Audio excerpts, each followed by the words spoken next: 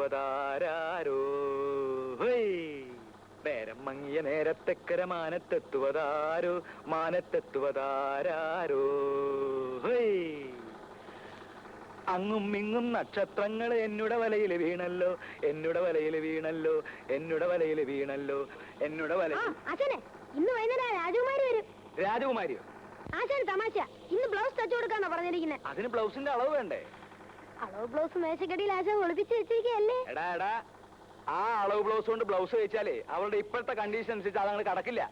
ആശാൻ അവർ തൊട്ടും പിടിച്ച് അളവെടുക്കാൻ വേണ്ടി അല്ലേ ആശാനെ?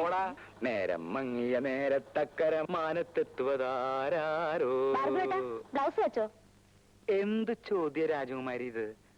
അളവെടുക്കാതെ ബ്ലൗസ് തയ്ക്കാൻ പറ്റുമോ? അളവ് ബ്ലൗസ് തന്നിരുന്നല്ലോ. അതുകൊണ്ട് ബ്ലൗസ് തയ്ച്ചാ രാജകുമാരിക്ക് ഇടാൻ പറ്റില്ല. എന്റെ രാജകുമാരി, ഇത് നിന്റെ കല്യാണ സമയത്തുള്ള ബ്ലൗസ് അല്ലേ? അന്നത്തെ പോലെ നീ ഇപ്പിരിക്കുന്നത്. ശരിയാ, ഞാനതങ്ങ് മറന്നു. പക്ഷേ ഇന്ന് എനിക്ക് ബ്ലൗസ് വേണം. അതിന് 1 മണിക്കൂർ സമയം പോരെ? രാജകുമാരി വാ, അളവെടുക്കാം. വാ.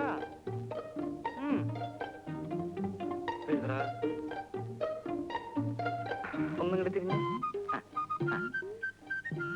ഇനിയേ ആ കൈ ഒന്ന് പൊക്ക്.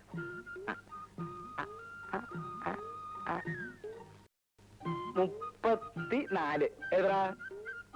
34. കൈ പൊക്കേണ്ടിരുന്നോട്ടെ, അതൊരു കുഴപ്പമില്ല. കൈ പൊക്കില്ല, കൊല്ലാനൊന്നല്ലല്ലോ. 35. എഴുതറ. 35. തിരിഞ്ഞു.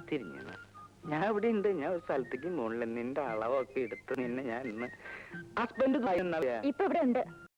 അപ്പൊ 2 കൊല്ലം കഴിഞ്ഞിട്ടല്ലേ വരുള്ളൂ എന്ന് പറഞ്ഞത്? അവിടുന്ന് പിരിച്ചു വിട്ടു. 10. എഴുതാ. 10. 18. എഴുതാ തെണ്ടി.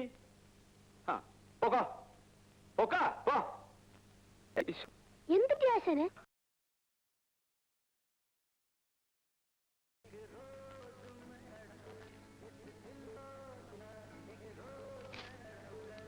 ഓ, തട്ടാര് പണപ്പരവും കഴിഞ്ഞ് പോവുമല്ലേ? മടി നിറച്ച് പണമായിരിക്കും. കാണാനുള്ള പെമ്പിള്ളേരുള്ള വീട്ടില് തട്ടാര് പലിശക്ക് കൊടുക്കത്തുള്ളൂ.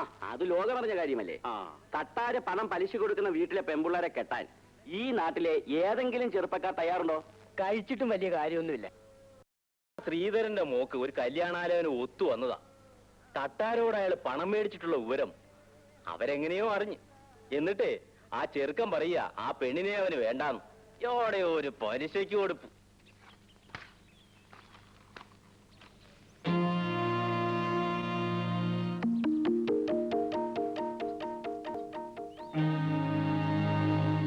ശ്രീധരനോടില്ലേ?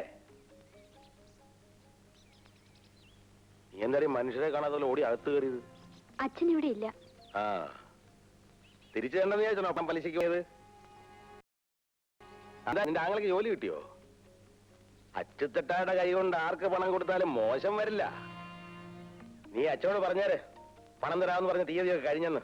അച്ഛൻ ഒരിടത്തുനിന്ന് പണം ചോദിച്ചിട്ടുണ്ട്. ഇത് കിട്ടിയാൽ ഉടനെ അച്ചുത്തട്ടാരെ പണം കൊണ്ട് തരാം. പണം കിട്ടിയാലല്ലേ? നീ പറഞ്ഞുകൊണ്ട് ഞാൻ കുറച്ചു ദിവസം കൂടെ ക്ഷമിക്കാം.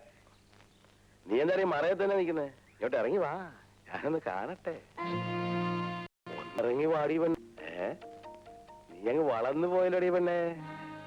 പെണ്ണുങ്ങളായ ഇങ്ങനെ വേണം. നിനക്ക് സ്വന്തം ആവശ്യത്തിന് വല്ല പണമോ പൊന്നോ പൊടിയോ വല്ലതും വേണം, വീട്ടിലേക്ക് വന്നാ മതി കേട്ടോ. ആരാ മോളെ? ഓ, കല്യാണത്തുള്ള സുഖമില്ലാതെ കിടക്കാണല്ലേ? വിളിക്കണ്ട, ഞാൻ പോവാ. ഞാൻ പറഞ്ഞു നീ മറക്കണ്ട കേട്ടോ.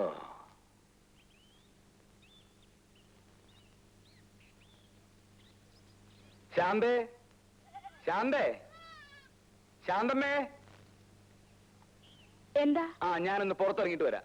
കള്ളുഷാപ്പിലേക്കല്ലേ? രാവിലെ മുതലിരുന്ന് തയ്ക്കുന്നതേ. അപ്പോ വൈകുന്നേരം കുളിയൊക്കെ കഴിഞ്ഞ് ഒരു കള്ളു കുടിക്കുന്നതിൽ ഒരു തെറ്റുമില്ല. കുടിച്ചിരിക്കണം, അതാ അതിന്റെ ശരി. 4-5 വർഷം കഴിഞ്ഞില്ലേ നീ എന്റെ ഭാര്യയായിട്ട്? എന്നിട്ട് നിനക്ക് ഇതിനെ പറ്റി ഒരു വിവരമില്ലല്ലോ. മതി മതി, ഈ വിവരം ഒക്കെ മതി. ചെന്നാട്ടെ. അങ്ങനെ പറ. അമ്മൂട്ടിയെ വരട്ടെ.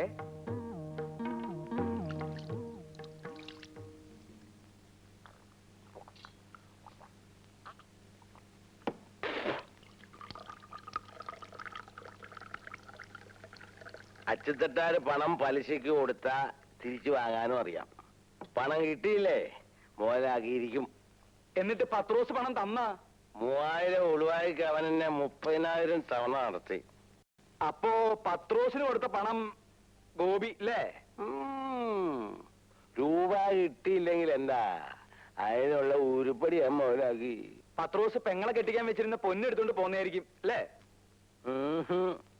പിന്നെ എങ്ങനെ മുതലാക്കി? എടാ, ഈ ലോകത്ത് ഏറ്റവും വില കൂടിയ 2 സാധനങ്ങളേ ഉള്ളൂ. ഏതൊക്കെയാന്നറിയാവോ? എന്താ? പൊന്നും പെണ്ണും. പൊന്നെന്ന് പറഞ്ഞാ പണം. പണം എന്നെ പോയി. പിന്നെ പെണ്ണ്, അത് ഞാൻ മുതലാക്കി. എങ്ങനെ? ലോകത്തൊരു കുഞ്ഞു പോലും അറിയാതെ പത്രോസിന്റെ ഭാര്യ റോസക്കുട്ടിയെ ഞാൻ... അയ്യോ, അതാടാ അച്ചുതട്ടാര്. മനസ്സിലായോ? ഭഗവതി, അച്ചുതട്ടാറ് ഞാൻ സമ്മതിച്ചിരിക്കുന്നു. അപ്പോഴേ ഭാർഗവ, തയ്യക്കട തുടങ്ങാൻ ജാമ്യമില്ലാതെയാ ഞാൻ നിനക്ക് 5000 രൂപ തന്നിട്ടുള്ളത്. പലിശ തന്നെ ഇത് 3ാമത്തെ മുടക്കമാ. ഇത് ഇങ്ങനെ പോയാൽ... അയ്യോ, ഞാൻ ആവുന്നത് വേഗം തിരിച്ചു തരാം അച്ചുതട്ടാരെ. ആ ഓർമ്മ വേണം. ഞാൻ വരട്ടെ.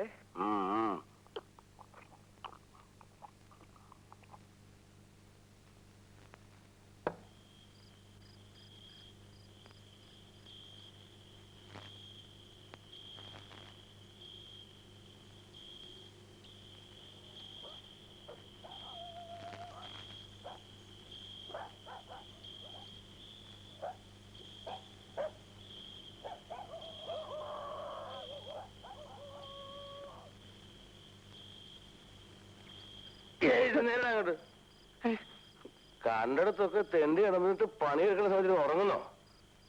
എഴുന്നേറ്റിരുന്ന് പണിയടാ. എന്താ നോക്കി നിൽക്കുന്നേ? ചോറണം വേഗടി. അവിടെ നോക്കാൻ വന്നിരിക്കുന്നു. ഉറങ്ങാൻ കണ്ട സമയേ.